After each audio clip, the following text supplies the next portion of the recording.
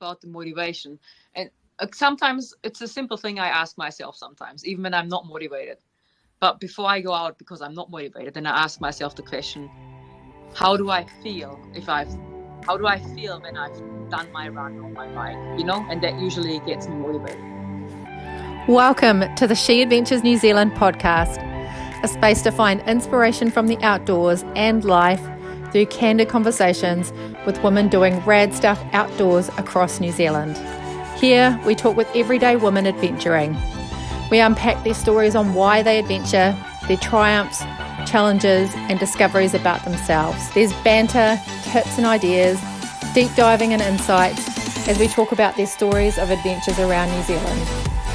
My hope is this podcast, the stories and the conversation, spark something within you and inspire you to get outdoors and to fill your happy tank with the things that matter, because life is better when you do.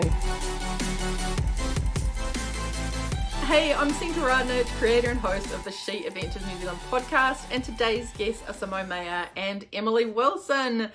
We have got our very first podcast with two incredible women, both individually and together. They probably have one of the most impressive career highlights in the outdoors.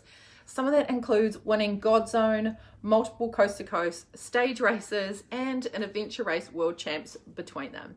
Now, if you're not familiar with the adventure racing world and you haven't heard of these two women, then you may recognise them as Team Grey from the TV3 show Tracked, where teams of two evade elite trackers to reach a pickup point throughout New Zealand. It is a must watch. And without giving the ending away, if you haven't seen it, these girls are completely badass. So in this conversation, we talk about resilience, adaptability, and motivation. We dive into their experiences in adventure racing and life, their time on the show, and they share a truck ton of inspiration and insights that they've learnt along the way. We touch on what being in nature does for them and how that impacts their everyday lives. And we talk about women in adventure racing and how it's changing. Plus, Emily shares how she manages being type 1 diabetic while adventure racing. So enjoy this inspiring, candid conversation. There are so many stories and so many tangents, which creates nuggets of gold that mean you're going to fall in love with these very real and very transparent women. Be sure to hit the subscribe button, enjoy, and of course, here's getting more women outdoors. Firstly, I really want to say congratulations on all of your career highlights. I have never gone to somebody's pages and seen such an extensive list of phenomenal stuff that you've been doing in the outdoors and the adventure racing space, and really just showcasing women out there doing some epic shit. Yeah, what did you say in the show? The woman bossing it out there. Yeah, but I would also like to say about that, though, it is nice to know, like, there's a lot more, people are a lot more, they've got a lot more to them than just what they do, right? It's who they are, and I think that's probably what more fascinates me, to be honest. Like, everyone, a lot of people can say they've done this and won that and done this, but really, like, I'd probably be more interested in, like, who you are as a person. And I feel like we only have to take one look at Simone. There's an amazing backstory behind, the amazing thing she's able to achieve. But the person she is something that is why we're good friends, It doesn't matter that she's won all these things. I'd still be great friends with her, I think it's a line that I would like to highlight, because, it kind of cringe a little bit. And I did on the TV when I heard myself say elite adventure races or whatever it came out, well, they kind of had harassed us to say that, because we'd been giving them a bit of stuff, and they're like, okay, so what is it that you guys do? What is it? Like, oh, so you're really good at that. Yeah, you've won lots of those races, so you're elite, aren't you? And I'm like, I don't know where this is going. No, hang on. I can't remember the exact words that you used in your, when I was like, could you just give me like a little bit of a, I really want to find your exact words. It was something like, we're two pretty quirky, fun girls that dare to live life differently. And I was like, this is going to be a great conversation. I think the career highlights are really a reflection of how much you ladies have probably developed within yourselves and, like you say, like who you are. So what inspired both of you to get out? Because I'm sure, like you say, you've both got your own backstories as to what what inspired you or drew you into the outdoors? Because I think everybody has that hook of that thing that they were like. For me, I didn't get out into the outdoors until my early 20s. I used to go out partying heaps, and then a friend took me to this place where you could go mountain biking, and I pushed my bike around for 2 of the 3 hours, and I think I bought a bike within 4 weeks, and I was hooked on mountain biking from that day. Stopped partying, stopped going out, and just fell in love with mountain biking, and then that led to other adventures in the outdoors. And yeah, I love everything it does for me personally, but also what I see it do for many women out there. So what was your hook? What were the things that each got you into that had you fall in love with the outdoors? Oh God, I guess it started really from a very young age. I mean, where I grew up in a small village, you would always go out into the bush and just adventure in the bush surround. And I feel like that's where probably it all began, like just watching the movies for Robin Hood, whatever, I don't know if people can relate to it here in New Zealand, but I guess just watching funky movies about the outdoors, like Indiana Jones, like back yes. And then you go out as a child, and I love how what vision they have, and they just want to sort of create a similar story, I feel like that was already for me. That was an adventure for me back, I think that's what kids call an adventure. And I guess it started growing at some point. Like, of course, I done what you did, in my teenage years. I went out partying, drinking, the whole shebang. Yeah. And at some point, I did think about, when you have these days, your whole week is, I guess, planned with working, doing your apprenticeship, and then you go out partying, and then you've got a massive hangover on Sunday. And I had a few moments where I'm like, oh my God, is it what we're going to do now for the rest of my life? Okay. And then I did have some sort of a wake up call. I was like, oh, I don't want to waste my time like this. Mm-hmm. And then I started connecting, I guess, with different people. I still went out partying, but I also want to make sure I do something else on a Sunday then while being hangover and can't move, Yes. And probably all restarted really getting more into the outdoors and adventures when I came over here to New Zealand. Yeah, but I was always exploring and doing always extreme stuff, or not extreme, but I guess for me in Germany, skating 200 k's, or like always doing more than just the norm, or biking my bike every day for 50 kilometers for a whole year. Like, I had really absurd challenges I set myself all the time. So that was an adventure for me, I don't know. I don't know how it started like that. I know. I love it. I think that's it, though. Sometimes it just pulls you in, and the next thing you know, you're like planning something else epic because you just can't get enough of being in the space of whatever it is. So, yeah. And what about you, Emily? How did you fall in love with the outdoors? Well, yeah, I was a really pig-headed, stubborn, but really driven young person. Like, I played a lot of sport growing up. Like, played rep basketball, hockey, netball, and then was swimming competitively twice a day, riding my horse competitively, coming home trying to get A+ and all my things. Like, I was a very psychotic active, but very extremely internally motivated kid that mum and dad, I've never drunk or taken drugs or anything, so that wasn't it was more that mum probably didn't know where I was when I was like, oh, I'm gonna go run the Kaimais tomorrow, and we'll see you see you back in here maybe in 24 hours or whatever it was. But I was in the New Zealand Tri Academy at the time. I'd kind of morphed from swimming more into triathlon and loved it for the variety and things. And I did, in my final year at school, second to the final year maybe, I did the Sarah Hillary Challenge hosted by, it's like an outdoor kind of 5-day event for teams of up to 8 high school kids that involves a lot of team challenges, physical, mental, big row game for 2 days, and then an event race on the final day. And I did it with my twin brother and our friends, and we kind of pulled it out of our butt, really. And we went there, and like all the teams like New Plymouth, who I'm now good friends with a lot of the people that did it, but they, it was like their first 15 rugby team. They'd won it for the last 10 years. They were super, super onto it, and we kind of rocked up, and in our first year, we didn't come last out of the 12 schools in this final. We came like 4th, and we were and it wasn't just that. It was just the whole experience of I was like, oh my gosh, I don't want to go back to the road. It's so boring. I absolutely thrived off the team element, but also the unknown and like pushing yourself, finding out where your potential was. But just something about being connected to the nature, which I had been obviously throughout my childhood. Like I've always loved it. That's what I found my peace and serenity.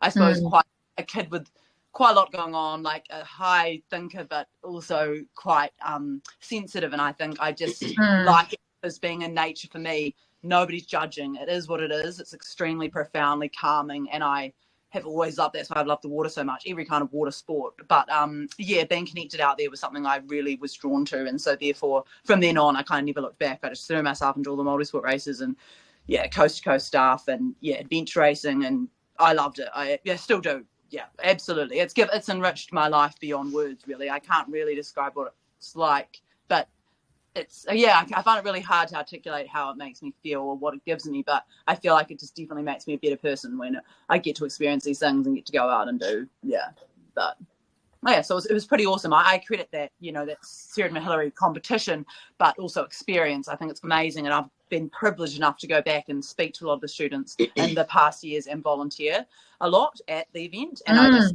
and then also as kind of as it goes, a lot of the friends now that I have that we go out and do adventures with are from those times, from different schools at the same time. We met down there, that was our kind of foray into it. And then over the years, it's been amazing to watch them excel in their chosen adventures or sports or things that they've done, and even adventure racing itself. Like, it's been really neat. Like someone who me and Simone have both raced with, both in China for Simone, and me doing Godzone adventure race, is Hamish Fleming, is a good friend of ours who recently, a couple of years ago, with another friend, Alistair, was the first to link up all the 3,000 meter peaks, 24 wow, a month.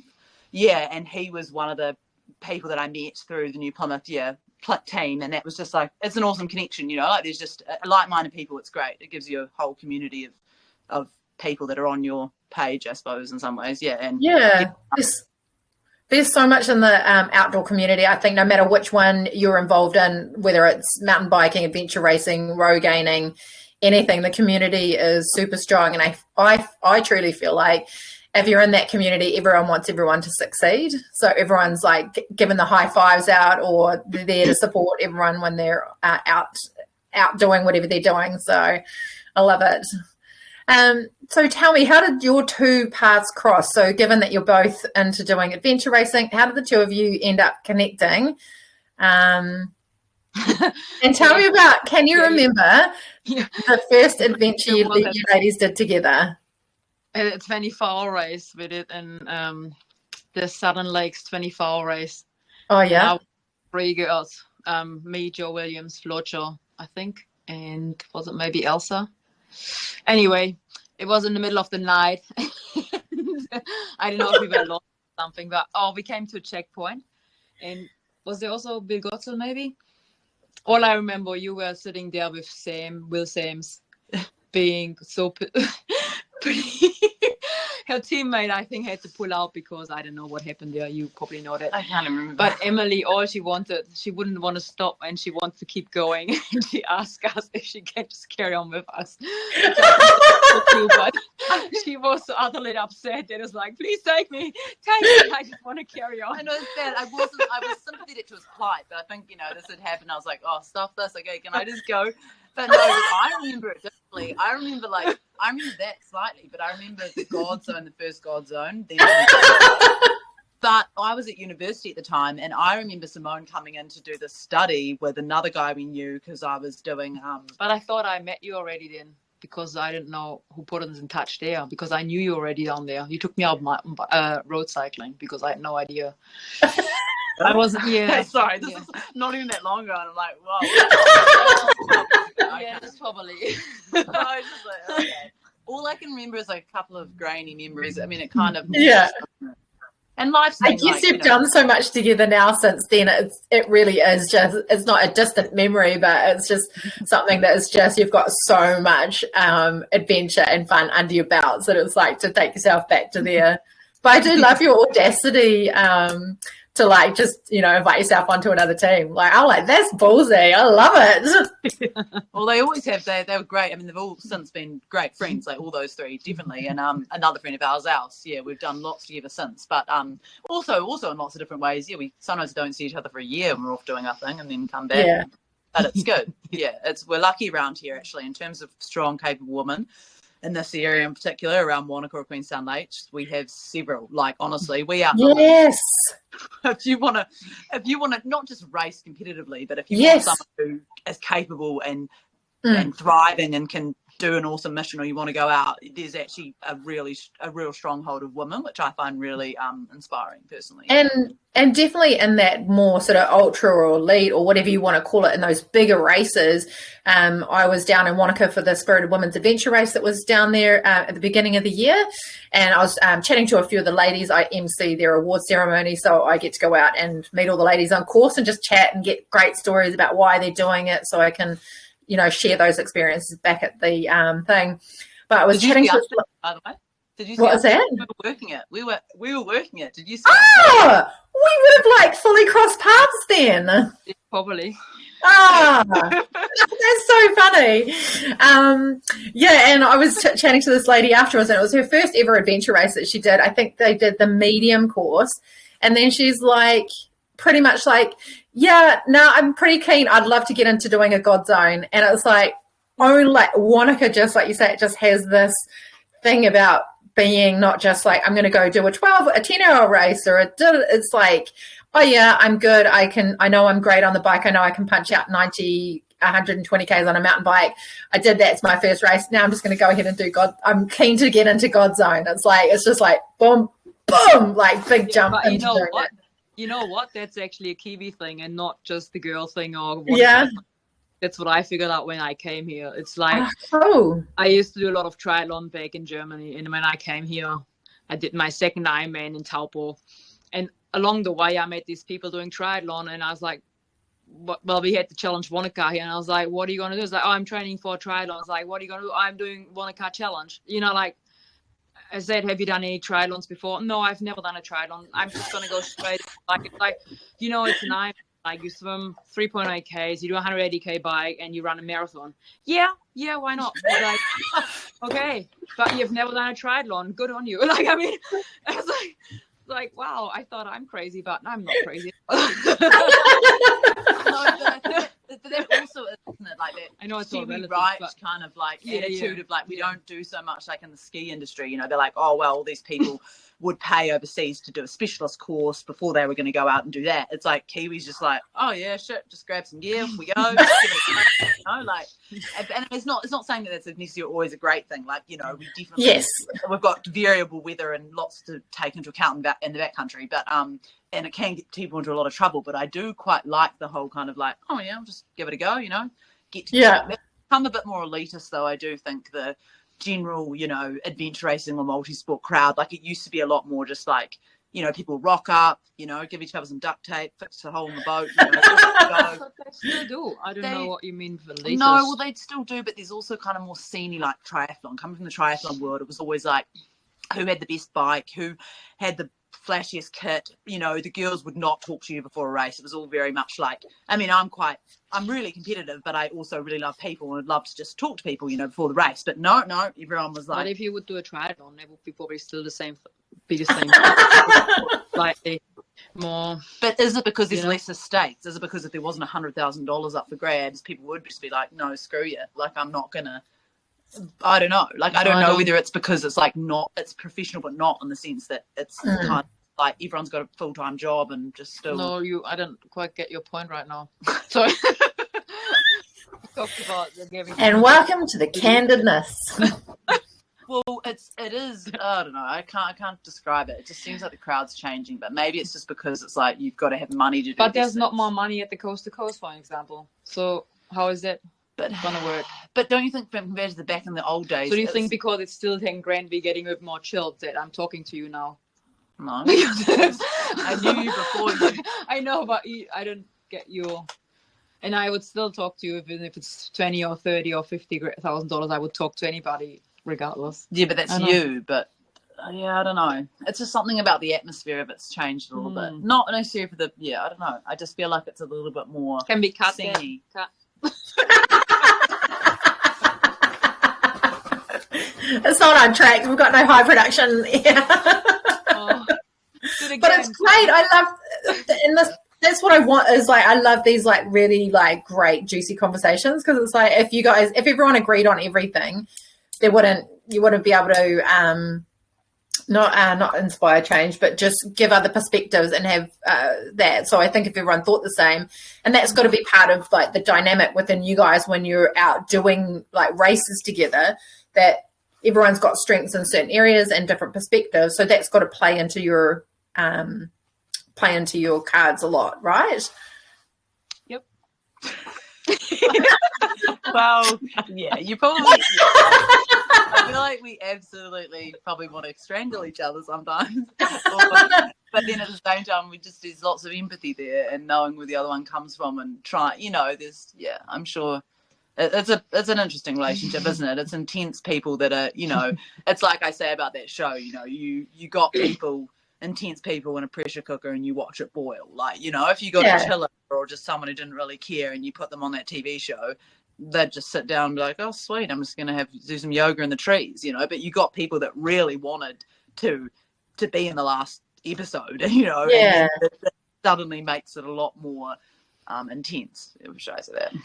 Yeah. But we also know what we're in for, you know what I mean? Like, we signed up for this, for an example, reality TV show, or if it's a race, then we know we're in for an adventure race. And you can't throw a tantrum, because your tantrum doesn't get you anywhere. So you just have to do whatever you can in that moment to make the best out of whatever situation to get us to the end. And if you want to win, to get us the most efficient way to the end, the fastest way. With that TV show, I mean, it's a reality TV show. We don't know, but we did what we could, and we made it bloody. We made it pretty far. But that the other thing was out of our control. I mean, you throw a tantrum, you're not going to get any far. We don't get any further, Then they kick us out like the other teams, or get us. Yeah.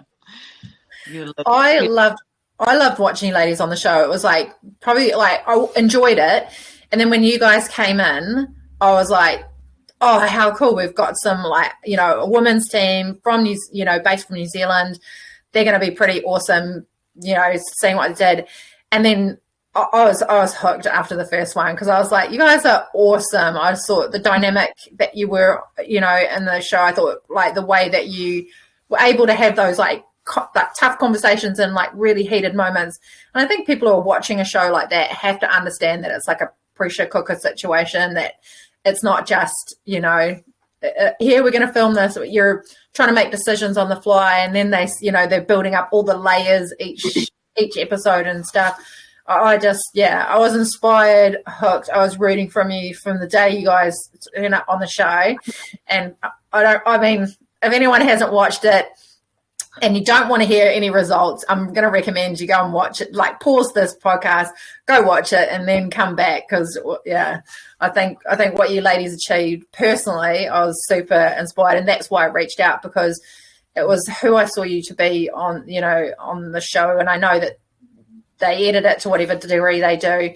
But what I saw was two amazing women out there. Like, I just thought some of the strategic stuff you were doing is phenomenal. And just, I was just hooked and a fan after that. And I was like, I would so love the opportunity. And I appreciate you girls, gifting your time to share it with the ladies that are listening. Because I know you're going to say stuff that's going to inspire them to take on their next challenge, or just rethink maybe the way they're thinking about things and life and adventure and all that kind of stuff. So well, it was great for us to show what women are capable of, like more than just, I don't know, they used to tell say we are mandatory gear in an adventure race, but we were not.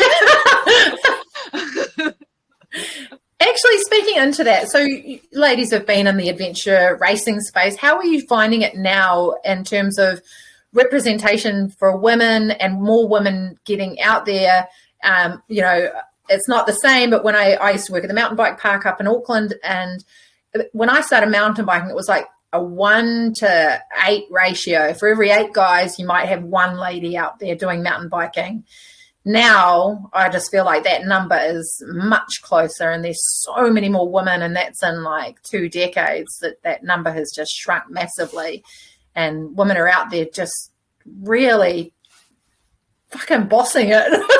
So, how do you see that it's changed out there for women in the sport, in adventure racing and all that? Well, it's interesting. I mean, we have here in New Zealand, we probably have 2 of the biggest multi-sport or adventure races, they call it, for women, you know, like the Spring Challenge and the Spirit and Woman, with thousands of women. So we have probably, I don't know, being one of the smallest islands with, I don't know, the smallest population, we've probably got the biggest density of bloody capable women here, you know. Still seems to quite funny when you look at teams, how they always seem to struggle to find a capable woman, which I'm worried. Not worried, but I'm wondering if women are too, how do you say, not shy, but they always probably think they're not good enough. And I believe they are good enough. It's probably more the team, how they look after them and how they make them feel. But, you know, like it's, probably not the right answer for your question. No, I think it's great. I think it's fantastic. I definitely feel we have enough women, and my own, how do you say, ideally I would like to see that we change the rules actually, and we have 2 equal, like we have 2 girls and 2 guys. Yes. Doing adventure races in the future, because I believe we can be just as strong together, women and men, at 2 of each, and doing some pretty good shit. I mean, me and Emily, we won it in 2019 as with 2 girls and 2 guys. Like, me and Emily and Marcel. I remember that. Was that the Christchurch one? Yeah. I was at the adventure park the day that you guys all came over. They had a Rogaine running there. And we did that, and then we sat and we watched all of you guys come like trickling over the mountains, and then setting up your camp down at the bottom there. And that was the first. Too hard because Chris and Marcel had a naked shower, and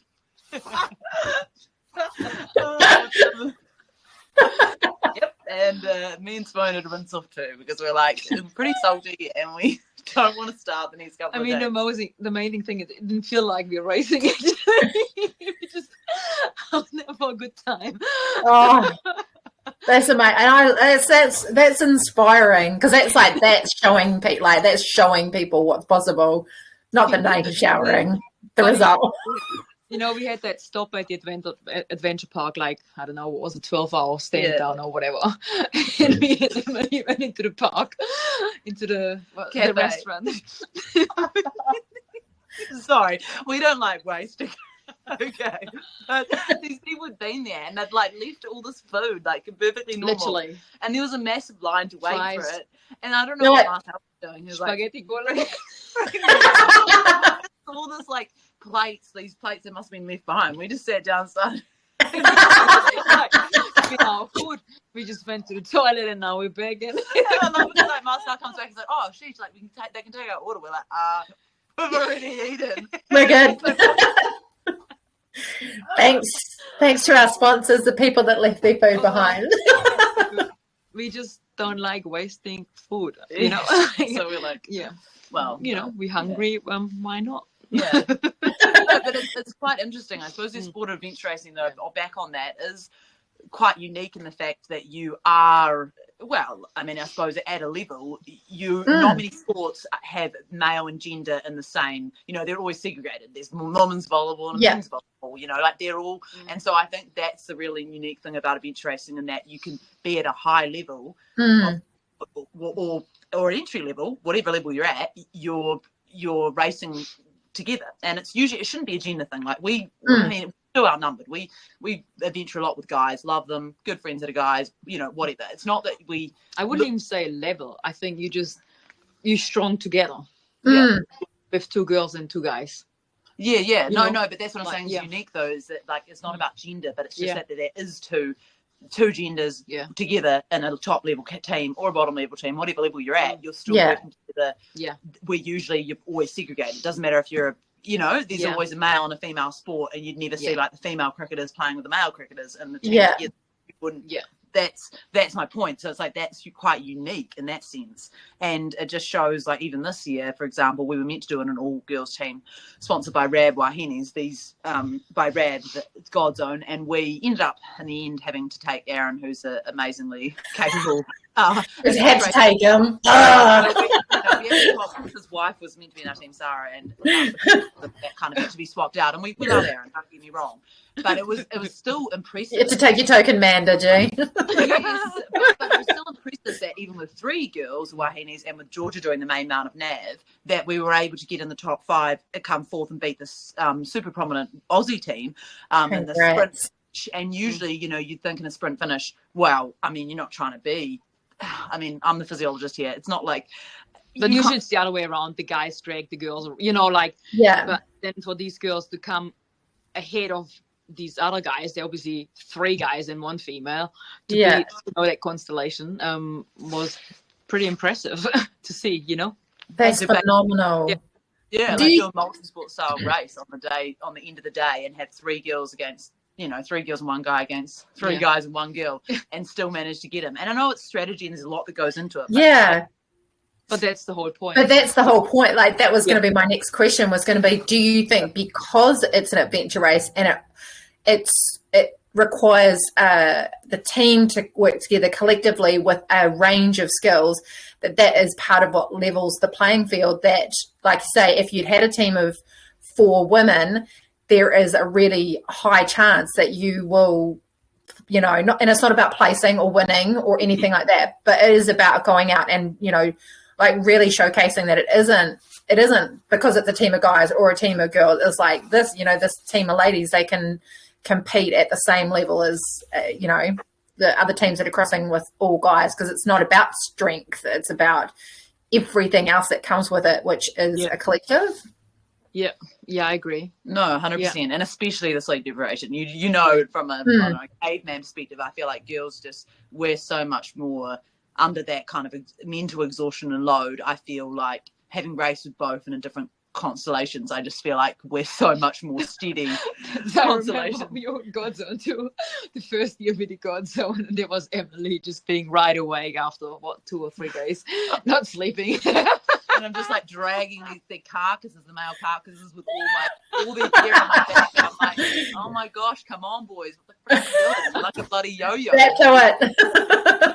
Again, I don't want to get gender. I know some of respectful. Like our friend Regan. But it is to note how we come into our own. We really do, and any power output and like really just physicality as the days go on, we seem to get better and better. Like it's probably the first 1 or 2 days where women have a bit of not a struggle, but where we are. I think we're just a bit more sensible because we know it's so much longer. So we don't want to burn this on the first 2 days and hang in there. We just thought a bit more thoughtful, you know what I mean? And we definitely get stronger after 2-3 days. Yeah, that's amazing. And do you think, because my sister, she's a world champion for Waka'ama. I don't know if you've heard of the sport Waka'ama. So that's it. She just gets better and better with age as well. So she's in her late 40s now, and she's just, she's still out there medaling, and racing some people that are like half her age. And she often talks about just how different it, for her now at her age, how much just different it is with the years of experience and a better understanding of probably being a bit more in tune with who you are as a person. You've got the best example in there. That's a good question. We should have a discussion about, is it like it looks like the 40s is like the new 30s sort of, it's kind of but because I feel the same. I feel like I'm in my early 40s. I know it can't tell, but a bit of fun. I feel like I'm just developing and still feel like I'm getting better by year, and it's like, oh my god. But is that because of the the food, or the supplements, the rehabbing we can do now, the recovering, there's so many more strategies these days. Days it was like you just hammered yourself till you kind of not dead, but like you just like gymnastics or whatever they're gonna when they're like in their 20s. You know what I mean? Like you just worked so hard, and then all the skiers like they kind of usually done in their like late 20s, and now it seems like people are just getting a lot more out of them.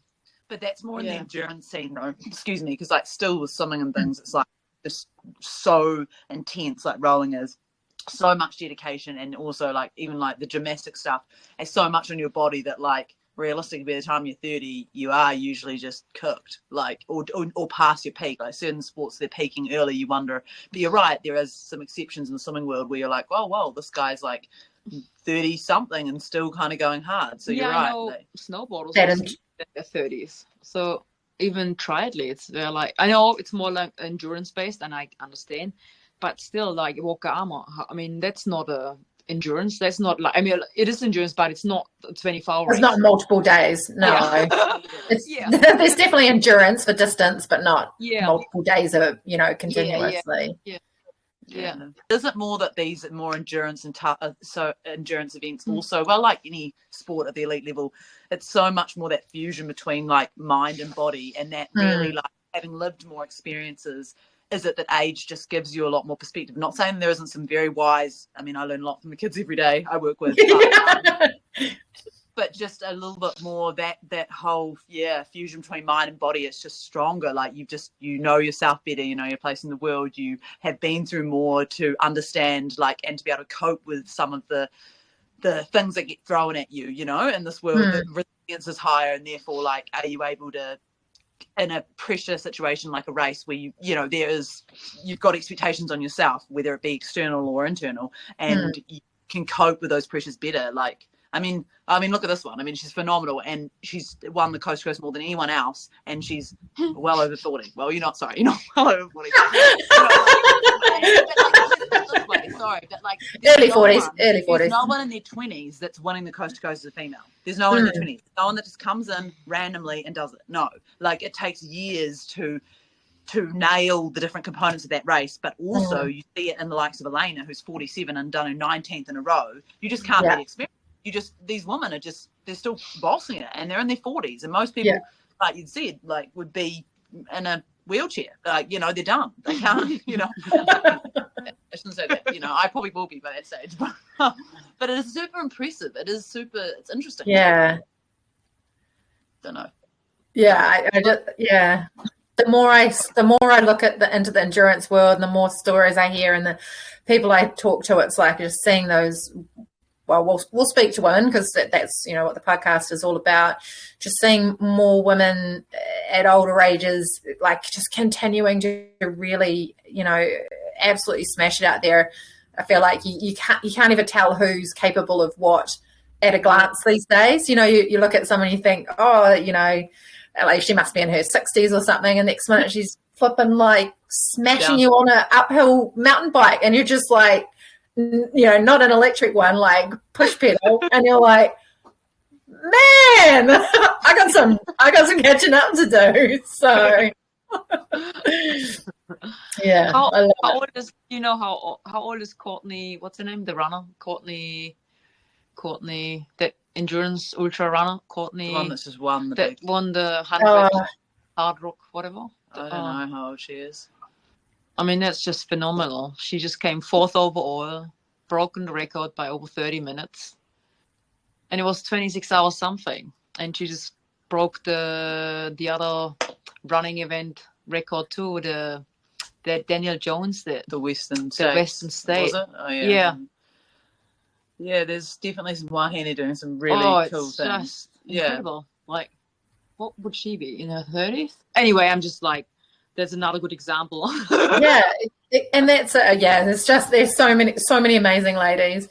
And of course, not only do you adventure race together, but you ladies are also, I think one of the other things that really stood out to me, like I say, when I saw you on television, is you guys have joined forces as well to continue to inspire women and help them get outdoors more as well. So through your business, a level up. Oh yeah, I level up.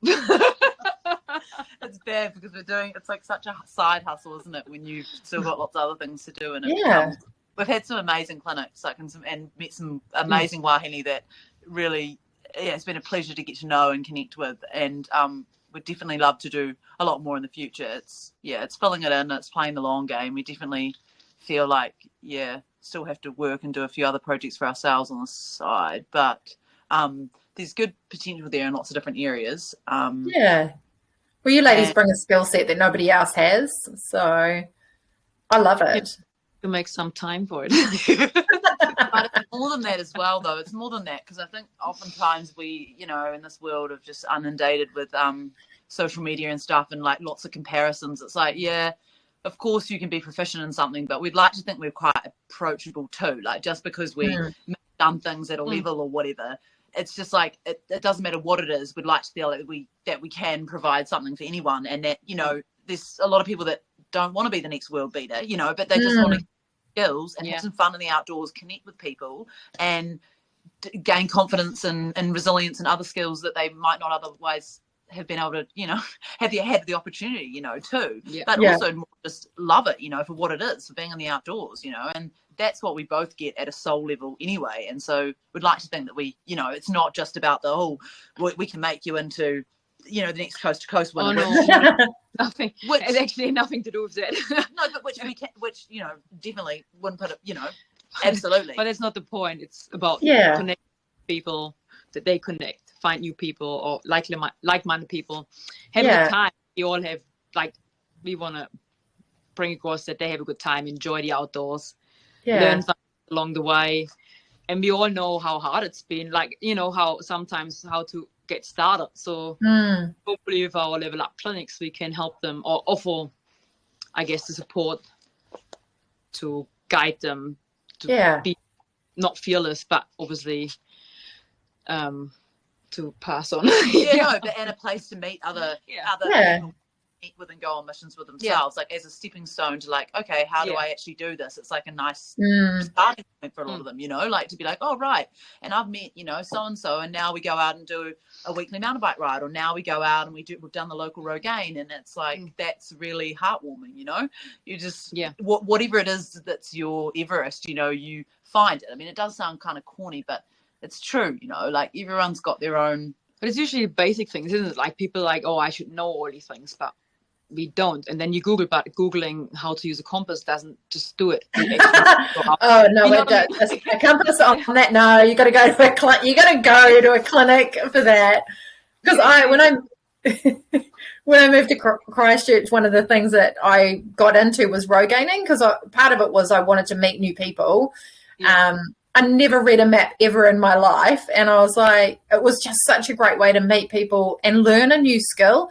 And I went along and did clinics and stuff like that because one, I wanted to learn and grow and figure things out better, but I also wanted to meet other people that were interested or maybe at the same level as me. So that's why I think what you ladies are offering in terms of connecting people and helping people to upskill from whatever level they are to wherever they want to go, whether that is training for coast to coast or whether it is just being able to go out and read a map and do things better. I think it's great, and the more that you can do in that space, the better it will be. And also that I find the interesting thing between the business side as well, I think that would be a great, and what we're going to get into a bit more this year as well, is seeing how businesses can thrive in being put in an environment like the outdoors, which is a bit of a leveler and also is quite a lot of people, and then seeing how the dynamics are and how they can be better within how those lessons cool can go across a bit business, because I feel like there's a lot of parallels between what these things can teach you about yourself and about teamwork and about life in general. These general things I think racing has given us that actually correlate very well into other aspects of life, and particularly business. So I think there's lots of potential there. Business and your day-to-day life. Oh yeah. Yeah, parallels. There's so many parallels. Yeah. There's so much, and I think that's the things that from everything that of my own experiences, but then and all the amazing women like you that I get to talk to, it's just I hear so much about just you know, how much there is that can be translated over from the adventures that you're doing, and then how that just helps you in your everyday life. So, you know, resilience, like resilience, or yeah. Trying to figure things out like microphones. Yeah. Wow. Yes, problem solving. Yeah, it's a good. Yeah. Being capable of more might know sometimes, but just being able to give things a go in stressful moments. Like dealing with the unknown, or when we had that COVID period, like I think just the adventures or the racing just prepared me, or probably us, so much more than it threw us less. It threw us less around. Like it was like, oh well, we just adapt. It's just how it is. Just make the best out of it, and that's what we have a lot of times in the outdoors. You don't even need to be racing, but you go out on an occasional trip, things just suddenly turn AWOL, and then you just need to think outside the box and adapt quickly. So yeah. What are some other things then? So we've sort of talked a little bit about resilience and being adaptive. What are other things that you sort of have noticed, run, like that has made you a lot more capable of, not capable, that's not the right word, you're able to translate into just your everyday life, like you're talking about with being more adaptable? For an example, I love walking along the river or running along the river, and I feel like a river has a good parallel to life. Sometimes it flows very quietly, and then it gets turbulent, and it's like life, and then it gets really fast and flowy, and life gets busy, like we get really in the flow, and then it slows down again, and sometimes you have an eddy or boils or anything, and it's like, wow, this is literally, it is a bit like a life. Like I feel like sometimes, and the same with the clouds, or sorry, that's just me, my sense of looking at beauty or nature and relating to love it. There's a lot of resonance in what you said in that. So it's beautiful. I love watching trees, and I love looking at trees, and I absolutely love climbing trees, or that's what I did as a child all the time. But I feel like some trees are just so fascinating because you look at the roots, and then you look at the way they're established, and they could be the small little thing, but then it gets out and all these branches, they're like life branches, they're like life journeys, and it just, I don't know, it just really, how do you say, inspires me. And it's like, wow. And then even with plants, when you grow them, and I don't know, sometimes I just reflect on myself, like, wow, you've been a little poppy seed, and then you you grow. But what did doing those things though give you? So that's that sense of freedom and expansion and wonder, and the potential of doing something or not knowing, not having necessarily all the answers, but maybe finding them, but also like the meditative feel. I don't know, like for me, it's probably more a sense of confidence in lots of ways, like being a kid that was like very determined and but had or still does struggle in lots of ways with pretty low self-esteem, even though beyond the bubbly exterior, there's always lots more people you'd never know, right? And I feel like in some ways it's just given you a bit of it's a non-judgment. When I'm out there, I always feel like I'm not getting judged, so I'm not worried that people aren't going to accept me or like me or what. Well, and that seems weird to say, but it's just like it feels like it is. Everything just is. It doesn't matter whatever the weather, whatever the everything's just there, and it is. And it's just I find that really calming for a kind of overanalyzing stressed mind. I kind of feel like that's what it gives me, but also the confidence a lot of the times, like to address other things in life. A lot of the times the answers, you go out there and you may have had a stressful day for whatever reason, things are happening and you might not know the answers, and maybe you come back and you still don't, but oftentimes I come back and I'm definitely in a better frame of mind. Probably calming. Nature doesn't judge you, and it's just nice and soothing, isn't it? Like to be the best version of yourself. Like I just feel like it usually brings out that, because the answer really calm. It's basically a form of meditation. It's like, it's like if you could effectively meditate, because you're only in the present moment. All the time when you're out there, your mind can wander, but a lot of the time, even when you're racing, it's like you're only thinking about either pushing those pedals or where you're going to put next. And because it breaks life down into that moment that you're in, I feel like that's what's so profound and amazing about it. Because a lot of the times you don't have the capacity to worry about, well, for me, I kind of still do need to, about insulin levels and whatever else I ate and all this other stuff with the diabetes side. But like, in general you are only focusing on, and therefore it becomes kind of wonderful because life's simple. It's just like, okay, next footfall, next breath in line with it. I don't know, like, it's weird. I can't really describe it, but yeah. Oh, I think you're doing a bloody good job of describing it. That's what Mother Nature is. She holds a space, I think, that no other place can, that for whatever you need, she's holding a space for that. So I love it. I'd love to hear a little bit more about, Emily, about your type 1 diabetes, how you managed that through all your adventures. And, for anyone out who might be listening who's maybe holding back a little bit because they're thinking it might be getting in the way of going out and doing cool adventures. Yeah, I suppose I'm lucky because everyone starts on a different pedestal, don't they? And I was super lucky that I studied, did an honours degree in physiology, and that I had lots of other family members with diabetes, and I got diagnosed a bit later. So I kind of had already done a lot of things and thrashing in my body, but also and competing at whatever level it was. And so those things were kind of advantageous because I kind of had this attitude of like, well, I'm going to be responsible, of course, and I'm analytical, and I like to, if I want my body, I need my body to do the things that I love, and I need it to be really healthy. So I need to do the best I can to manage it. But at the same time, I want to take along for the ride. Like, I want to live my life and I want to come along for the ride. I don't want it to dictate what I can or can't or think or should do. And so that's been a never evolving process. Like, this one knows it's not as easy as it looks. And oftentimes everyone has really high expectations of me and when I slip up, I feel like I get pretty overwhelmed by people's responses, like, oh my gosh, how did you let that happen? Like, oh my gosh, you were uncomfortable, and it's like, I didn't purposely think, oh yeah, great, cool, I'm just gonna double inject some insulin today and see if I can make myself comb around on the floor. I think, hang on, Kat, she's the one who has the highest expectation on herself. Just cut that out. It's herself. Like, well, yeah, so to put it bluntly, I was really lucky. I became the diabetes youth leader for New Zealand 6 months after being diagnosed. I just put again, I suppose it's in life, you just take an opportunity, or you don't know if you're going to get it, but you don't know if you don't try, right? So I applied and I got it, and I got to go over to the World Diabetes Congress in Vancouver in 2015. Wow. Connect and meet with like 200 other young leaders, and I got to do some really amazing campaigns with Diabetes New Zealand, but also on my own, around New Zealand. I did a Length of New Zealand campaign, actually biking, running and paddling it in 2017. Organising all these teddy bears picnics with a teddy bear called Jerry. I remember that. A real cool interactive teddy bear that was good for newly diagnosed type 1 kids.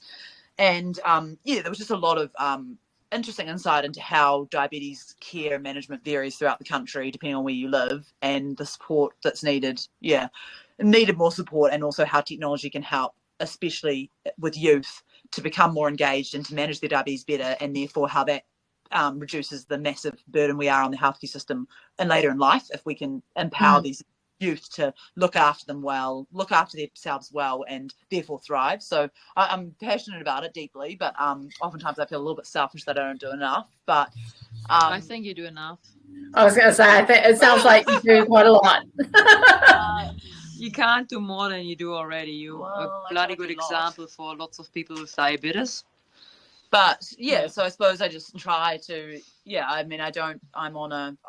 personally rather inject myself with insulin rather than, I'm insulin dependent, I'm type 1, so I don't produce enough of the hormone called insulin, and therefore I need to inject, but I'm not on a pump because I have quite a chaotic and ever-changing life where every week is different, and I personally prefer not to be hooked up to things when I want to go surfing or climbing or whatever it is I want to do.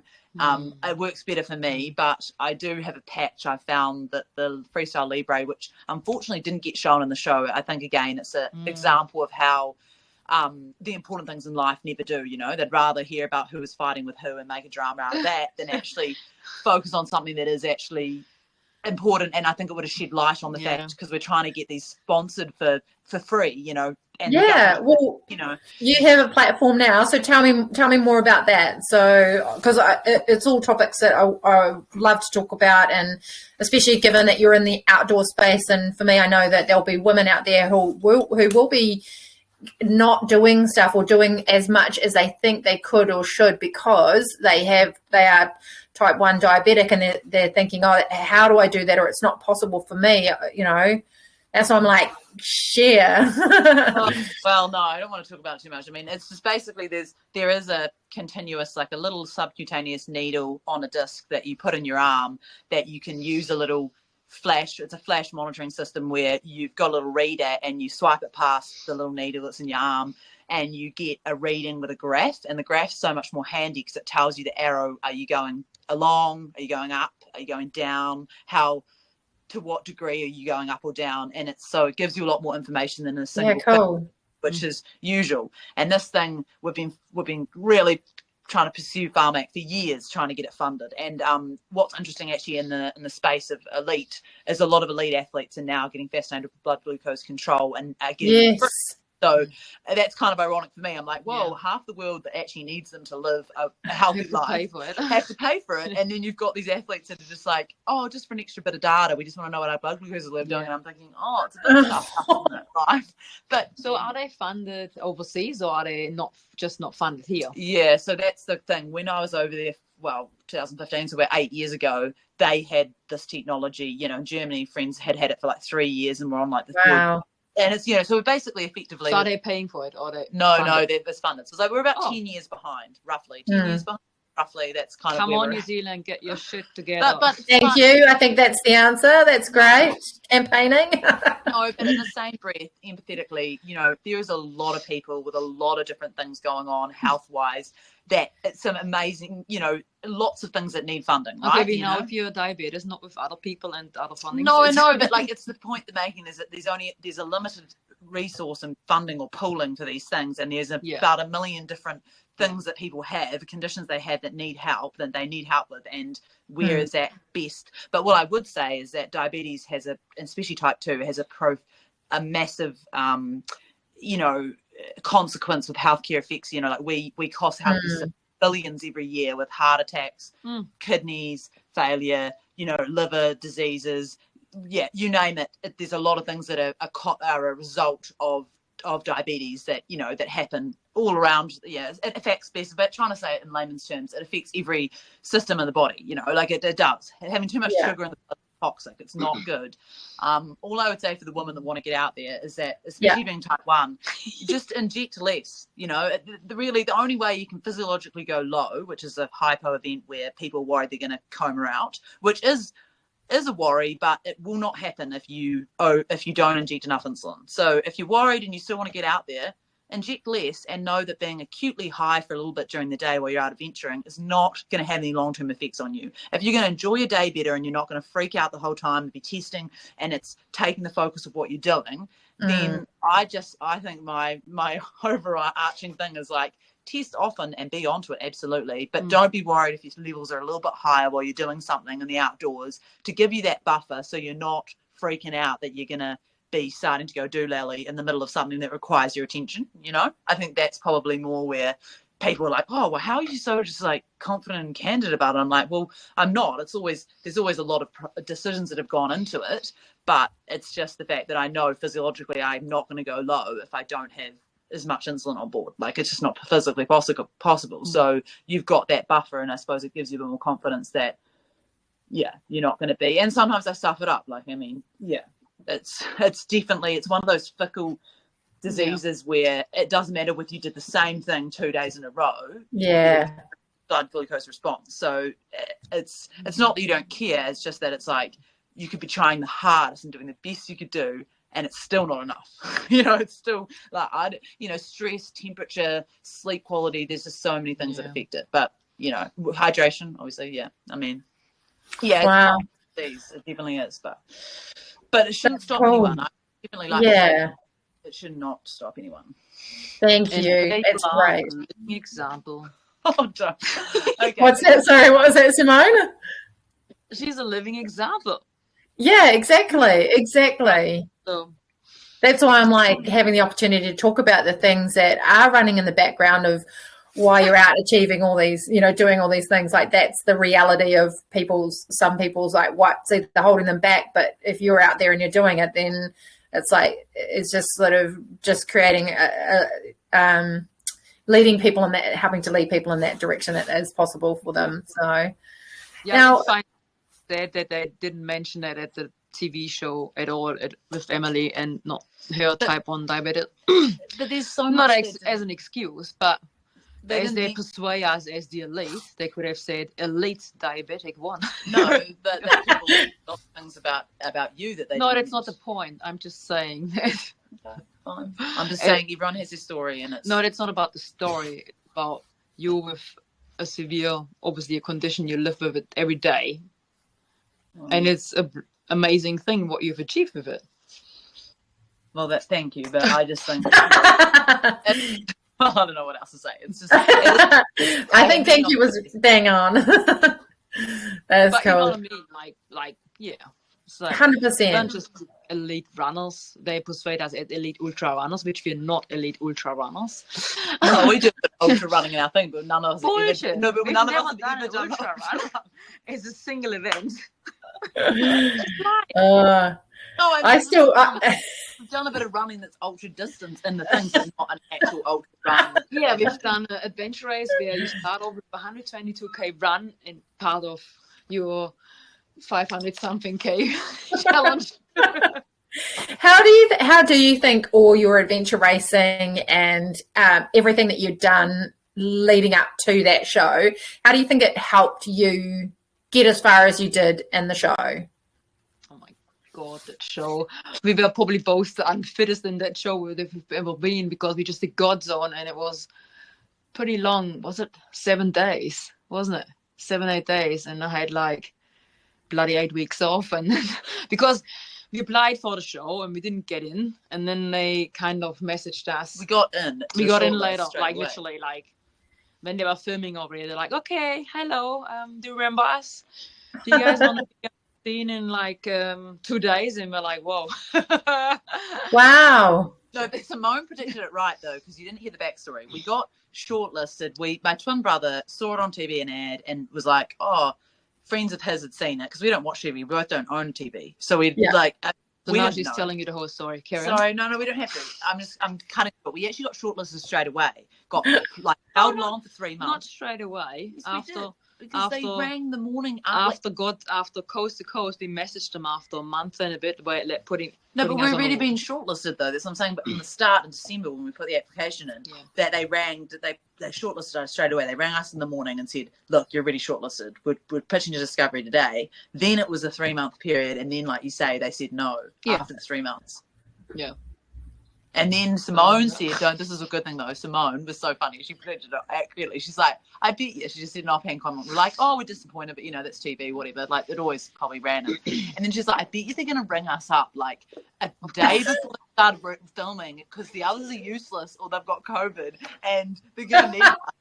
Wow. And then you turn up and you kick some ass. I don't know if I said useless, but obviously knowing I'm obviously not from here, I'm German, and knowing when I first got here how it was like, wow, shit, okay, this is different. Like in Europe, you go to the mountains, you've got a credit card with you, and you can stay in a hotel, and you can have coffee, you have accommodation. Here, in the middle of nowhere, there's nothing. If you haven't got your stuff sorted, it's, you know what I mean, like in terms of, even when they're like, oh yeah, we can navigate, and we are adventurers, and this other guy from Team Green, he was ex-Navy, whatever. It's like, yeah, this is just slightly different. It's New Zealand. Yeah. Because, I mean, in the end, it was, the top 3 were New Zealand teams. Do you think being based in New Zealand, you had a home court advantage because you were like, we know how rugged the terrain is, we know how diverse it is, or was it more that the skills within the teams were really played into the event? She didn't do a fart, she just did a burp.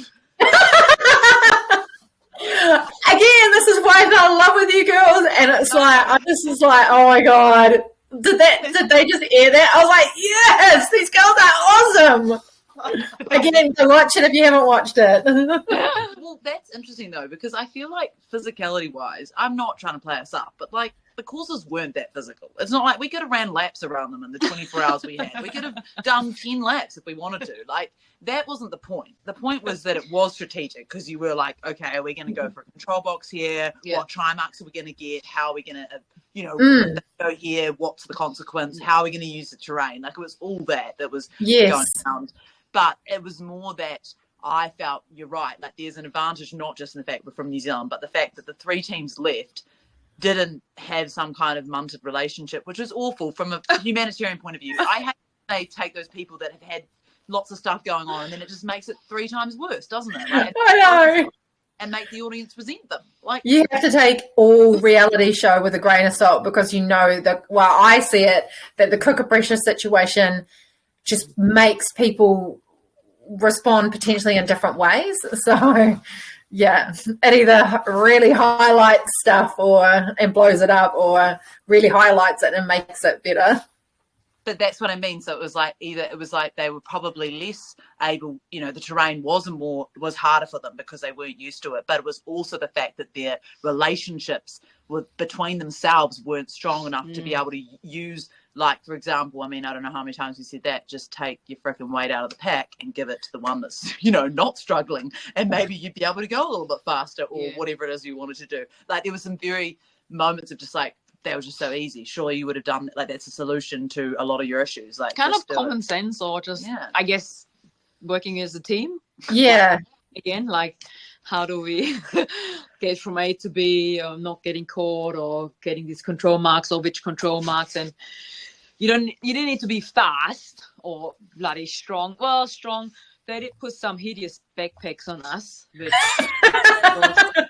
I don't know. I did feel a bit sorry for other girls. Like, you definitely needed some strength. Like, there was 20 kgs of shit in that backpack. So, and I did feel sorry for those girls who, like the teams we never met, and even Steph, the yellow. It was, not easy, but it wasn't so much about, like being strong and fast, but it was more strategic and obviously working really well as a team. Because Team Yellow obviously made it quite far, but then Danny had a few demons and ran away. Teammate behind, and if you're in a team challenge, it's not an individual race, isn't it? You can't leave him. It was interesting to see how a lot of it played out. Like, definitely, I think some of the behaviour, I think you'd hope that upon reflection, you could have learned a lot about yourself, but also hopefully apologise for some of your behaviour in the moment, because I really feel like there should have been a lot of apologies. And after some of it cringed. I was like, oh my goodness, this is really, is this what people actually want to watch? Like, I get that's what. I was watching it. I was rooting for you girls the whole way. Seriously, it was what made it so good. So, what were some of the things that you ladies took away from it for yourselves that you might use in other aspects of either racing or life, or just as a team? One thing for sure, I don't think we could ever do a different reality TV show. Probably the most real reality TV show you kind of get, that's because kind of because when you said how you came across, well, that's why people obviously liked us, because we can't act. We're just doing whatever we're doing. We weren't we're used to having cameras around. We're like, oh well, who cares? So we were literally, what we said and what we did was how we are, and I think that's why they like. Pure. Because other teams maybe did go into interviews with a few things they might have thought, whereas we just like, They were quite impressed how we are like this 24/7. Like, there you have it. And they edited it really kindly, because I feel like there's times where, I'm sorry, just like, so that's why I need this one, the general. I'd be so dithering, like, oh, should we go this? Oh, we'll go over the fence, back over the fence, back over the fence. Like, we came across as if we didn't. They've been really kind to us, actually. Didn't see me strangling her at some point. No.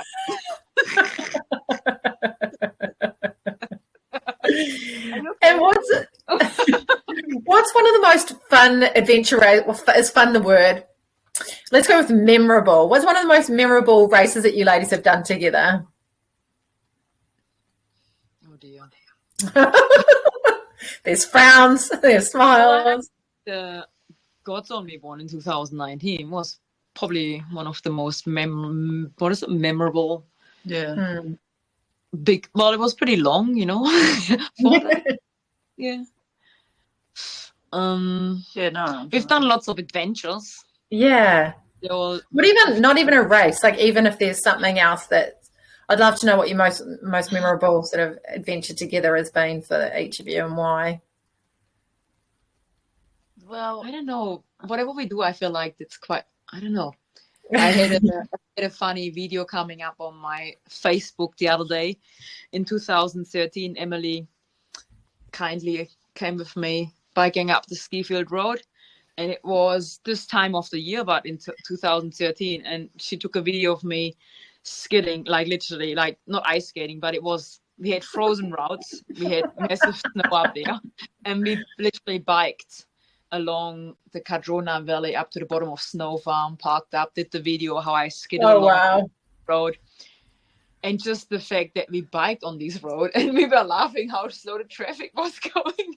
But we were now bloody mountain bikes. You know what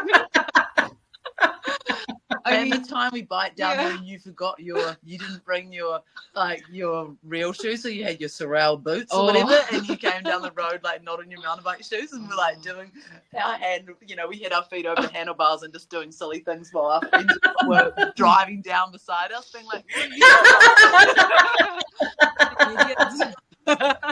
there's mud everywhere. But then there's also been sad times, like the other day where I feel, well, you know, like if I have an overwhelming moment and I feel comfortable enough around her, like a sister, to let it out, then I'll just be like in a bit of a mood and not wanting her to go faster because I know she's got her training and she is faster and I don't want to let her down. I'm like, go. But then she's so patient and she does wait and she does let me. Such a dumb thing of us women in general. People, when you go with someone training, I wouldn't say I go out and wouldn't call it training, but I wouldn't go out and want to hang out with you if it was a quality session, you know what I mean? Like I actually want to go out and go for a bike ride or run because I want to hang out and connect with you. Like if we're doing reps, but I would tell you, and it's like, look, I'm gonna go now, and but it is a funny thing how women. I don't know if it's such a women thing. Maybe it's in general, but it's probably more women than men that we always think. I don't want to hold you back, you know, like good training. I don't want to slow you down. It's like why are you like? It's this real, I don't know if humbleness is the word. We're like so in our like, we want everyone to like succeed. And, you know, before I moved to Christchurch up in Auckland, I had a business that did outdoors adventures for women. And it's like one of the things that was always common was, no, you go first. And like women would be standing there and they're like, either be, no, you go first. You did amazing. You know, like we're real cheerleaders for each other. But like you stick a dude in there, and this is not to say all men are like this, and this is like not, you know, we're not pigeonholing people completely. But generally the dynamic is different. It'll be like, no, bro, I'm faster than you. Let's go. You know, you don't quite get that same dynamic. There's a different dynamic generally when you put a group of women together who want to be together to go and do the thing, and whether that's got a competitive component, like we're going to go out and do this together and we're going to go fast and we're going to have fun, or we're, you know, all going to learn this together. There's definitely a different dynamic when it's women supporting women. Yeah, that's for sure. Yeah. No, yeah, definitely. I mean, it's not without its, I feel like it's not without its complexities too, you know. We've got people that have got their own things going on, and I just feel like it's like, I don't know, even like training to coast to coast, for example. Like if you're training with the boys, it's just easy. They just kind of like, they kind of thrive off doing it together and thrashing each other, and it's all right, you know. Whereas I feel like there's a little bit more of a threatened stance when it's the girls for some reason. Like over the years, it's kind of morphed into, you know, and you've become good friends with people you used to race with. Like we've got a good friend, Bex Law, and I mean, I remember when I was adventure racing against her, you know, the boys in her team, you could maybe some of them, depending on not all of them, you'd have a conversation with. She wouldn't even look you in the eye. She was just like, nope, you know, like she would not at all. Now we're great friends. Got 3 lovely kids, babysit, help on the farm. Like she's awesome. It's just like in that moment of time, it was like I can't even. And I would, you know, meet. She's got a lovely partner, husband Ben, and I always remember at the airport, me and Ben would be chatting away, and Bex would barely be, didn't want to even, and it's like Ben wouldn't even notice. You were enemy. I know that for me. I was like, cool, Bex, how have you been going? But she was just so like, nah. It was interesting, I don't know. It's just an interesting thing. Like, I don't know. I find it, probably just think too deeply about too many things, but I just find it interesting, how. Maybe it gets her easier, how do you say, prepared for the race and do her thing. But it's not about me. Like, she doesn't have to be threatened by me, because it's like. I know, I'm talking about her. Yeah. How she, maybe it's easier, because after the race, she would chat to all of us. Yeah. So the pressure. That mental prep. Yeah. Go and journal and prep internally. And there's a few ladies out there, even at Coast, they just, after the race, they're like, but before they're like. Yeah, but I suppose that you don't see the guys reacting the same way, though. They're all No, I don't know. Jokes. And that could be a girl thing, I guess. I don't know. I don't know. The complexities, eh? To those Spring Challenge or Spirit of Woman, isn't it? Like, that's pretty more, I don't know, maybe it's a group thing and it's more social and it's probably also like, I don't know, like I shouldn't say it, but like it's a lot more, people just their first time, they don't have any expectation, it's just like you're doing it, you're getting there, you want to just see if you can achieve it, rather than like so and so Betty in the next team faster than me, if I better on my mountain bike last week doing reps up the hill, it was not so, I don't know, it's interesting. But maybe for an example with Coast, I could probably, I don't know, but I could probably come across as arrogant or fixated, or like you say, with Bex not talking, when I'm focusing, okay, I need to do my warm-up and I need to need to go to the toilet, and I'm so busy that I actually block people out, and I have no time because I'm busy, you know what I mean? Like, not that I'm rude, I want to be like this, but I'm just like, okay, I've got a big race coming, I do. Priority. Does it make sense? Like, absolutely. Everyone would have, everyone's got their own process before they go to do things, right? So, but I think it's probably, I don't know. I mean, I generally, when I'm at the start line, I do usually wish my competitors luck and talk to them. But there are definitely moments where I'm like, oh, sorry, because I do love chatting and talking and socializing. But there are certain times where I just needs to. Your ducks need to be. It's like, need to be sorted and organized. Yeah. Random things, you can talk about many different things. What's your next? My next mission? Yeah. Actually, funnily enough, I don't have one lined up at the moment. So that's a great question. I'm in the process of renovating my van so that I can get away to a few more places. So he's actually got to get stripped out and get a brand new build. I've got a new fit out design that I'm going to do. So, so that's Stay in the Van, my adventure van. So, I just recently I hadn't actually stayed out at Methbin. I went out to Methbin and checked out some of the tracks around the Awa Reserve near Mount Hutt. So, I just did that the other weekend, but I've injured my knee. So I'm just off doing anything super walky at the moment.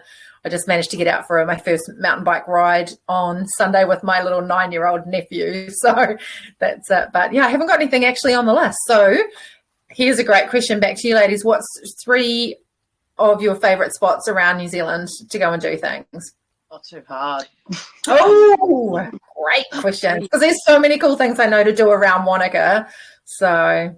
Oh, there's too much to do around the whole of New Zealand. Oh my God. I know. And then, you add New Zealand to it. You could be trapped. 3 places you go and you go, that place is cool. Like, if you haven't been, you should go to here. Come to the outlet in Wanaka. What? Simone will take you I'm going further afield. I could be a tourist guide for the rest of New Zealand. I'm like, Fiordland, where do you want to start? Oh, yes. Area in the between. Nelson Lakes or Karangahau. Oh, Mount Cook area. That would be probably. Bay of Islands, like going around East Cape Taranaki. Yeah. Like, what do you want to do? What do you want to do? Do you want to ski, surf, dive? No. Not much around and skiing. bike? Don't come skiing. It's not worth it. Skiing is not. Bring your bathing suit down here. It's like 14 degrees. It's so much colder here down in the South Island than up in the North Island for swimming. I haven't got on my surfboard since I moved down here. So, But it's great because there's no crowds, no one in the lineup. No, but actually, sorry, going back to that point though, I would say that depending on, you'd have to give us a specific mode. Like, okay, you love mountain biking. Then okay, let's do this then. Your favorite place to go hiking / trail running, and your favorite place to go mountain biking, and that can be bike packing if you so do that. Yeah. Well, ideally, I'd like to basically just go out the door and start running or hiking, and the same with the bike. These days, I don't know, I'm getting older and I'm getting more old a bit. I'm older than you. I just don't want to use my car to get to a point that I can start riding my bike, if that makes sense. That's a great. Yeah. You know what I mean? Like, I know. That's why I moved to Christchurch. Yeah. When I moved from Auckland, I travelled New Zealand 5 months and I lived in my 4-wheel drive. And then my prerequisite for a place to live was I wanted to be able to go out my door and ride along and get to mountain bike trails. That's why I picked Christchurch in the end. I actually did look at Taranaki for a bit. I really liked it, even though the mountain bike trails weren't accessible. It was really beautiful. But yeah, I totally get that. So that's why I moved to Christchurch. That's why I guess I'm here still in Monica, because that's what I do. I go out the door and start riding or running, and I carry my boat down to the lake in 5 minutes, and I paddle either on the river or on the lake. So it's, I don't know, there are definitely a lot of beautiful places where you can mountain bike, but for now, I would say I just like it around here. I know it's pretty boring, and I'm sure there are lots of, There's nothing boring about Monica. You can go any direction and you'll find something. Like you go any direction. So what are you running or riding the most at the moment? Like, where do you sort of tend to take yourself? It sounds a bit boring, but I just run out the door and I go either down to Laggett, or I go to Hawea, or I go the other way towards Glendu Bay. Or I run up the Skifield Road, or I bike up the Skifield Road, and that's what I do. I literally bike from home out to the bottom of the Skifield Road, and then I bike up to the top. And then if you would have snow, I would go skating. I'm probably skiing, but we don't have enough snow right now. We have a little bit, but I'm a bit spoiled. I don't want to do 10 loops for 2Ks, over and over. Don't get me wrong, I do like running on a track and like a racehorse.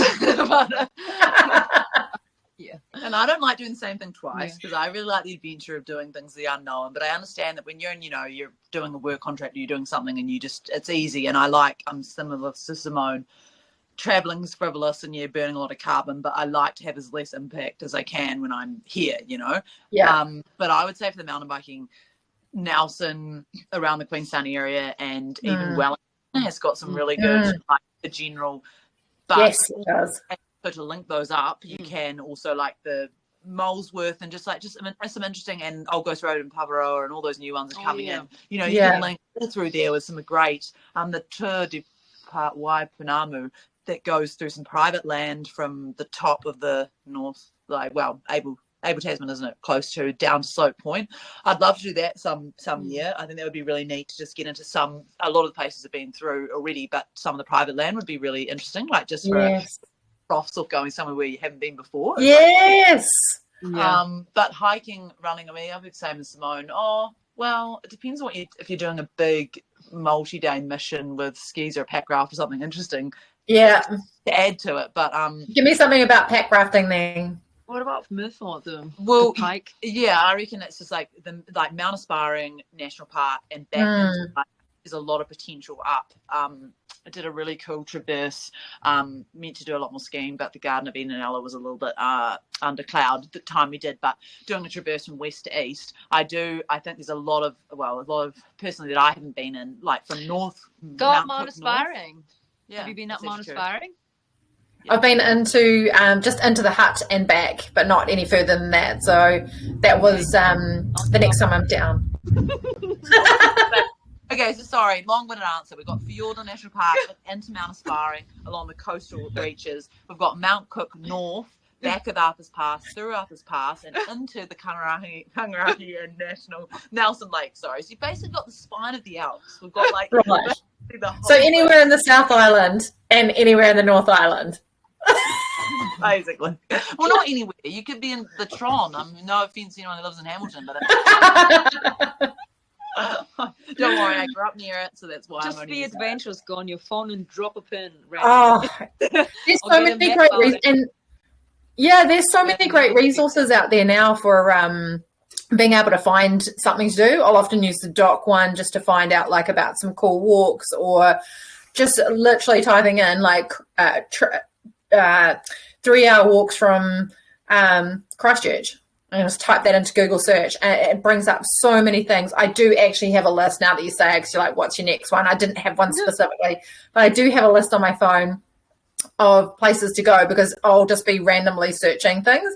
And that's how I end up with my list. Or I talk to amazing women like you say somewhere, I write it down. And I've just got this like adventure list of things to do. So if only there were just more time in the days to go and get it done. Close though, have you done around, like Mount Herbert and a lot more in the Akaroa, like around those foothills? Because they're doing a lot of amazing. Yeah, Mount Herbert, I actually did that on my first New Year's Day that I was in Christchurch. I woke up in the morning and I was like, I'm going to go do something cool. And I just drove over and looked at the map and walked up and got 2/3 of the way up and thought, what the fuck am I doing? I'm out here by myself, and then I got to the top, because it was tough because I wasn't as fit back then. Yeah, and it was hard. I was like, what am I doing? And then I carried on and I got to the top and I got the most epic pictures and I was so proud of myself. And then, just made it back down. That was my New Year's Day. I just was like, so it's just, that's what I love about being in Christchurch or anywhere that's close to stuff that just, can do on the time. Great. I love the Port Hills. Yeah. North, Kaikoura inward and out, Kaikoura Ranges, and also up to Lewis Pass, all that in there. And from Hamilton, endless. You'll be stuck in the St. James, well, not even around there, but like, oh gosh, I could name you lots of different routes to go down with a pack raft too. I've only done a little bit of pack rafting, but they're a heap of fun. So the possibilities are endless. I think it's just becoming more and more accessible. I think the whole pack rafting scene is just become so much bigger, and there's so more people getting out and doing that now, and it's just opened up an entirely new space, I think. Yeah, especially in New Zealand, because we have very long river valley systems that are quite, no, I shouldn't say boring, beautiful, but like more fun if you walk from somewhere and don't have to walk out it. You can paddle out, that's quite a lot. Like we have notorious long glaciated valley systems that are pretty much just a long trudge out, Yeah.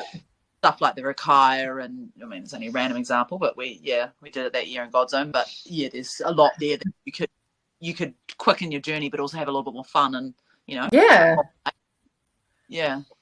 cool. Well, before I wrap this up, ladies, I'd love to hear from both of you that what's one message for you that you have for women who want to get out and have more fun and adventure in their lives, but maybe they're a bit afraid of taking the next step? Someone's got a pencil on it. That's her thinking pencil. Because I said so. Oh. It's nice.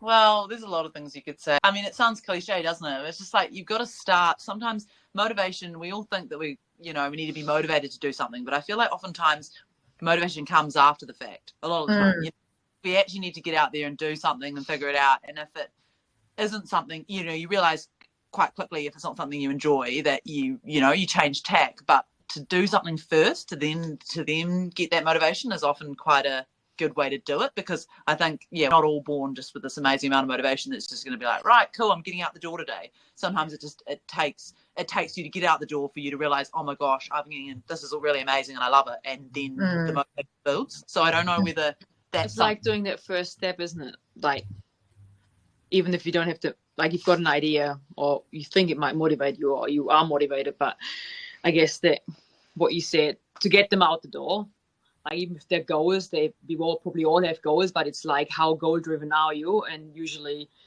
it's like, yeah, making that first step, and I guess that just breaking the barrier, like sometimes, like, yeah, as you said, like, basically, but the motivation will come when you made that, when you let go of these doubts or whatever you have why you shouldn't or can't do that, and just gonna go and do it. And maybe, like you say, no expectation of it. So instead of being like, we're so probably used to, even you watch, you know, like, you've got to do, if it was a run, for example, and you thought, you know, I've got to make 5K, and the first day you do it, you can't, or you didn't, you know, and then of course it's quite demoralizing for a lot of people, you know, it's like, oh, well, I can't, oh, well, no, you know, it's that whole, where we try to teach the kids, isn't it? It's just like, you've got to fail a lot more before you know, we see the end product of a lot of people's success rather than the process it takes to get there. And the process in lots of ways is very boring, mundane, repetitive, you know, all the things that people don't want to see, but actually that's what it takes to achieve a goal a lot of the time, you know. If you look to the average day, like, well, Simone's used boring 3 times in the week, so she's like, oh, I just go out my door and do the same. But that kind of commitment and dedication to a goal is why this woman has won all the things she's had, because but it's about the motivation. And sometimes it's a simple thing I ask myself sometimes, even when I'm not motivated, but before I go out because I'm not motivated, then I ask myself the question, how do I feel when I've done my run on my bike, you know? And that usually gets me motivated. Like, I know instantly I will feel so much better when I've done whatever I was meant to do, or I wanted to, motivated by. And that usually speaks for itself. It's like a, I don't know, psychological thing. But I feel like when I'm not motivated and I need some motivation, I ask myself, oops, she's gone. Oh. Myself that question. Green room. I don't know what happened there. I heard everything. I don't know. For me, it makes sense, and it usually does get me out the door. Perfect. It motivates me. Even afterwards, I feel so much better that I actually done it. And especially when I guess even no matter how elite we are or get persuaded, or, you know, like, people think, oh, they're so good at whatever, like, they win everything, whatever. But even when I have time off, or when I'm injured, or when I start with whatever I do, it's still hard. You know, it's still, I'm doing the same, I go through the same process. Like, I'm just your normal person, you know, like, I'm just a human being too. Like, I go through the same process. Like, I need motivation too sometimes. Like, not every day is like glamorous. So, like, I don't know, I try not to look on social media too much because I think it's influenced by this, what you want to see or what you want to be, and it's half the time it's actually more than half the time it's actually not true.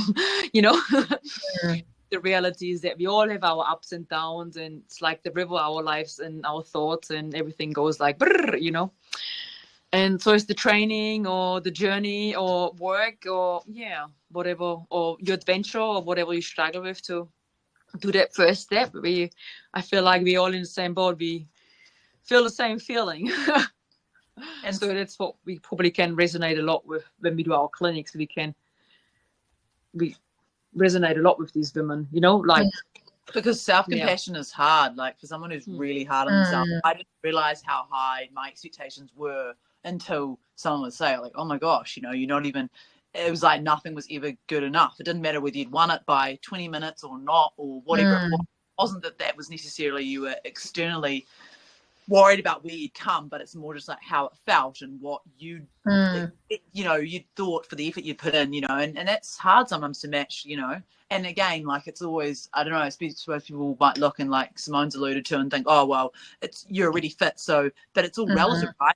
I mean, you could still get back into it and it still feels hard, and it still feels like you're just pushing at a harder pace, but it's still biking up a hill never really gets so much easier, because you either push harder and it's harder. It does. You're having it, you know, like, I don't know. I remember telling that to the Spring Woman girls when they're like, oh, you know, you've just won this Emily, here, you can have the mic, talk about this. And I was like, well, I met Laura about 24 hours ago, and I've had a great time getting to know Laura, and it's just like, and yeah, well, we had a great race out there, but it was really hard, and I think the woman kind of looked like, whoa, really, was it for you? And I was like, absolutely, like it was really hard, but I don't know. And the thing is, we feel pain just like everybody else. It's probably more no matter how much more you deal with it, or how much more you can suffer through it. Yeah, suffering's a good. Anyway. no, but that's the suffering. Coming back to that, but you know what I mean. Like we all in the same, feel the same way. It's hard, even for us. It's hard. And then it comes back to the why, doesn't it? Because you think of adventure racing, and basically, to put it bluntly, it's basically how well you can suffer, how nicely you can suffer, how much you can not have a pity party. Which I don't know, but I had some amazing adventure races, like where I didn't suffer. It wasn't painful. It was just like I had too. Really amazing. You know what I mean? Yeah. And I've had but a lot of times you would probably at 2 a.m. in the morning on night 5 be like, it would have been really nice probably to have a day's sleep somewhere in here. Yeah, but I don't think that way. It was like, I'm in a race. Of course I'm not going to sleep now. Well, why should I think about sleeping? Right. It is about mindset. You're right. And you know that it's not gonna. I suppose it's the thing about living in the moment, isn't it? Because you know that it's 5 days, and you expect to be. You know it's going to be tired, but then it's like, how did you get that mindset? Even an hour sleep is fantastic. It's better than none. See, exactly. So that is the mindset you need, people. Right. This is the example you have, right? Because that's how you frame it. For a lot of people, they'd be like so worried because like, oh, how am I going to cope? I don't know what I'm going to be like after 1 hour sleep. It's not enough. Da da da. You're saying, well, actually live in the moment. 1 hour sleep's better than none. Get up, get on with it. It's weird, but it's all just things, isn't it? Like, you don't realize you think like that, but most people would probably be like, oh my gosh, I'm so intimidating. I've never done a full night without sleep before. I guess that's what you can draw these parallels to our daily lives with the same things are like, But do you feel then that like asking you that having done an adventure race, an event like in China where it was just all really intense and you pushed yourself and your body so hard and you've come through it and you've realized you can cope with that amount of pressure or not even pain, but that thing, does that then give you more confidence the next time to know that that's what builds on that kind of, isn't it, that I can do this, you have more confidence going into the next one to be like, I've done it before, I know where I can go to and I know I can push beyond it. No? Like, well, you get confidence, I guess. It's experience, isn't it? It's like what we said, like, for example, the knowledge and the experience I have now with my 43 years of living. If I would have had this in my 30s, oh my God,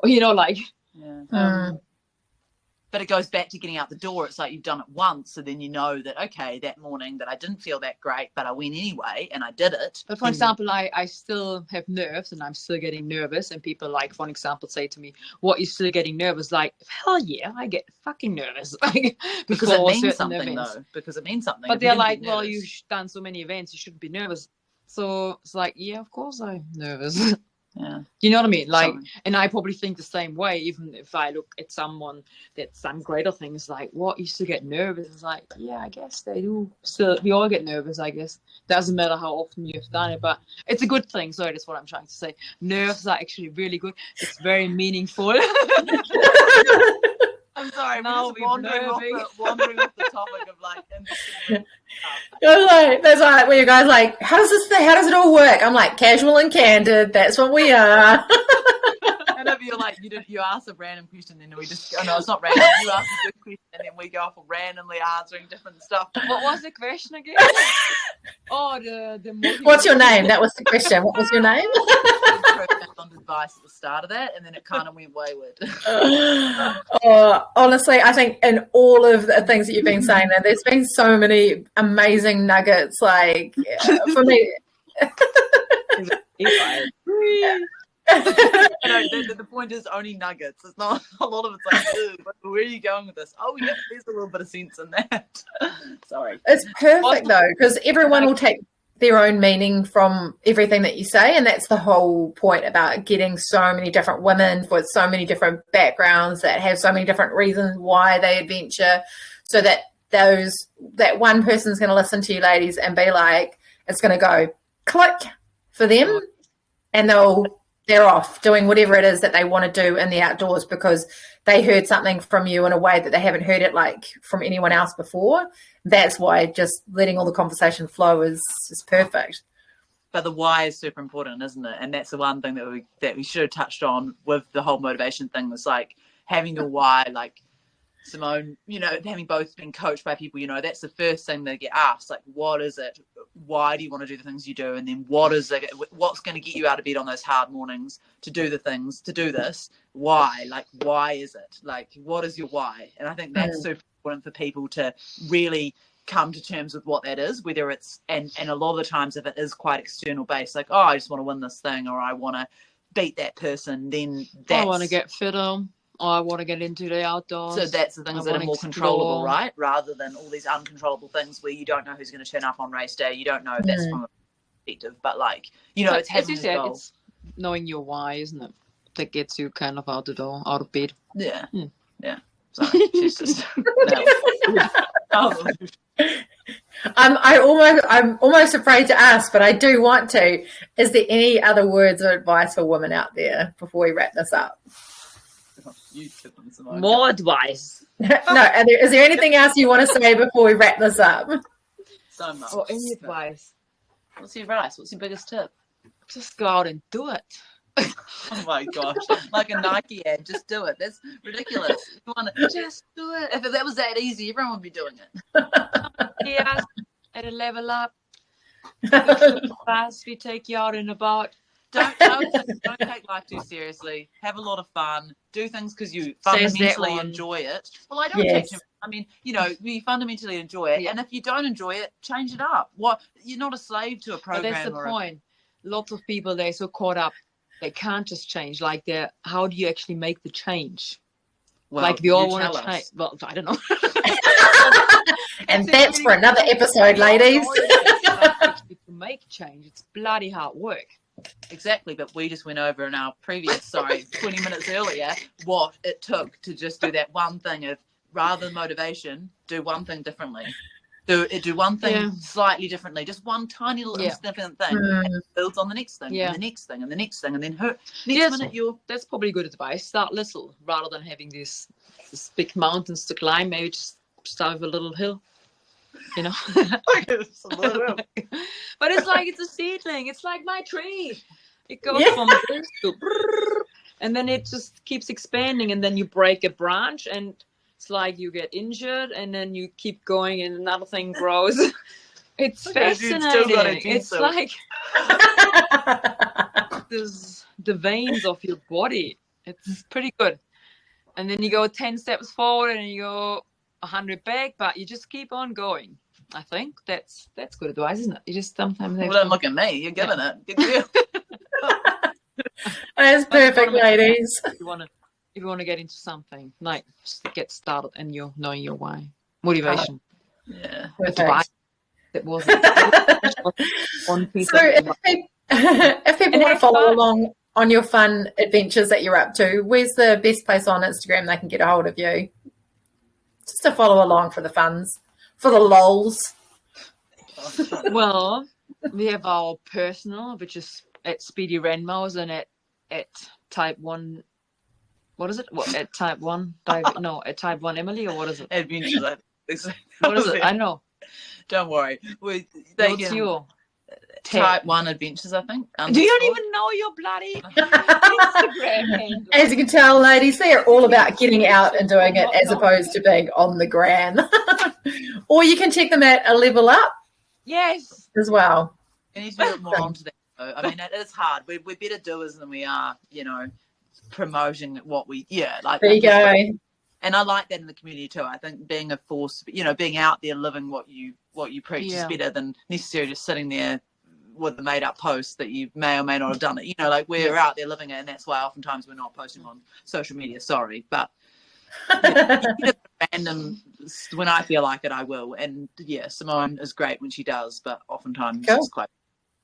And I just started coaching, so if people do want to get some advice how to tackle, for an example, a multi-sport event like Spirit of Woman or the Spring Challenge or Summer Challenge, or for an example the Coast to Coast Kathmandu, they can get in touch with me. I can help them to Perfect. get I can help with things. just a few things, but no, I think quite a lot of things. Yeah. Very helpful things. I would think anyone listening would totally agree that you'd have some hugely beneficial advice for them. So thanks again, ladies, for giving up this time to chat with us. It's turned into, I think, officially my longest ever podcast, but that was inevitable, I think, with you two amazing women. Oh, there's no editing. It's so funny. I keep looking at the clock and it's not changing. It's still. Is it it's much further than that. Sorry, people got It is. I think it was inevitable with you two, just totally epic women, and just the amazing adventures that you go on. I feel like we didn't even scratch the surface, and we could probably talk heaps more about it. So thanks again just for sharing all your words of wisdom, your adventures, all the fun that you've gone on, and just turning up as to who you are, and just really showcasing to women that you can get out there and do it, whatever you want to do. Thanks for having us. It was great to be on. Hopefully people don't tune out after an hour. Okay, had enough. Can you cut some of that if you want? Yeah. Thanks for listening to the She Adventures New Zealand podcast. If you enjoyed this episode, I'd be super stoked if you'd help me get this message out and connected to as many listeners as possible by sharing it on your socials and tagging She Adventures NZ. And of course, to make sure you know when the next exciting episode arrives, be sure to subscribe and you'll be notified as soon as it drops. Till then, remember, get outdoors, fill your happy tank, and do the things that matter, because life is better when you do.